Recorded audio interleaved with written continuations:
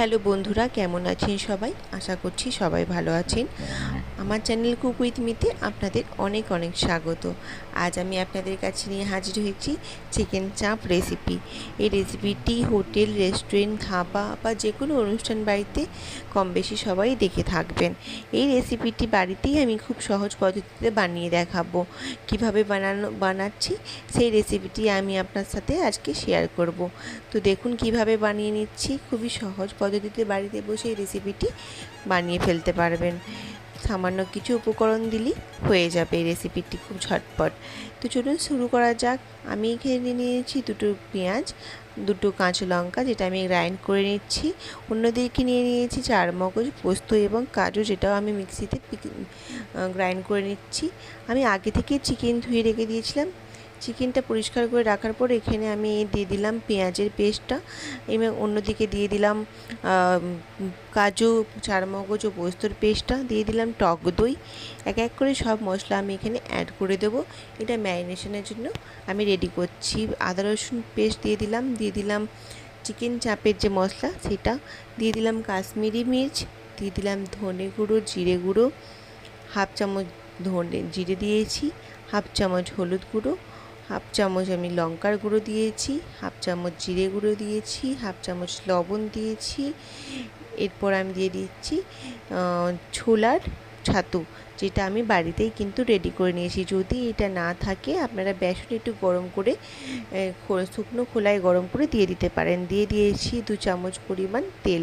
এটা 3 ঘন্টা minimum marinate করে রাখতে হবে। 3 থেকে 4 ঘন্টা ম্যারিনেশনের পর আমি এটাকে ফ্রাই করে নিচ্ছি। চিকেনটা ঝেড়ে ঝেড়ে তুলে অনলি চিকেনটা আমি কিন্তু ফ্রাই করে নেব। এবং যেই মশলাটা আমি রেডি করেছি সেই মশলাটা কিন্তু এই পর্যায়ে দেব না। আগে খুব ভালোভাবে চিকেনটাকে ফ্রাই করে নেব। হালকা আঁচে চিকেনটাকে ফ্রাই করে নিতে হবে। যতক্ষণ না চিকেনটা ভালোভাবে ফ্রাই করে নিচ্ছেন না, সেটাকে আমাদের লক্ষ্য রাখতে হবে। মনে রাখবেন, আমি কিন্তু এই তেলের মধ্যে 1 চামচ পরিমাণ ঘিও অ্যাড করে দিয়েছি। মোটামুটি চিকেনটা ফ্রাই হয়ে এলে আমি যে মশলাটার কথা বললাম, ম্যারিনেশনের যে মশলাটা ছিল সেই মশলাটা আমি দিয়ে দিয়েছি। মশলাটা দেওয়ার পর ভালোভাবে নাড়াচাড়া করে নিতে হবে, খুব ভালোভাবে একটু কষিয়ে নিতে হবে। এটা কিন্তু একেবারেই ফ্লেমটা বাড়ানো যাবে না, লো মিডিয়াম ফ্লেমে আপনাদের এই রেসিপিটি করে নিতে হবে। মোটামুটি যখন 60-70% হয়ে আসবে চিকেনটি, সেই পর্যায়ে আমি এখানে দিয়ে দিলাম 1 চামচ কেওড়া জল এবং 2 ফোঁটা মিঠা আতর। ভালোভাবে এই দুটো দেওয়ার পরে খুব ভালোভাবে নাড়াচাড়া করে নিতে হবে।